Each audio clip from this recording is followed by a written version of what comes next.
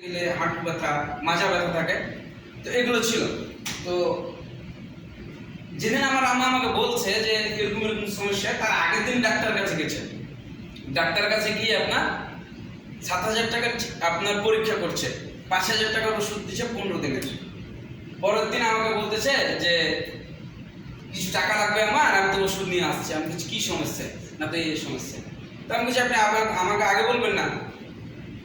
তো আলহামদুলিল্লাহ আমি এটা আপনার আমাদের লিডাররা অনেক চিনে, হয়তো যারা নতুন তারা চিনবেন না, ডক্টর মার্দিয়া তন্নি আপু, যিনি জিএক্সএল সিস্টেম মিস্টার ডায়মন্ড, আমার ডেড লিডার আপনার নিজামুদ্দিন লিডারের টিম আর কি।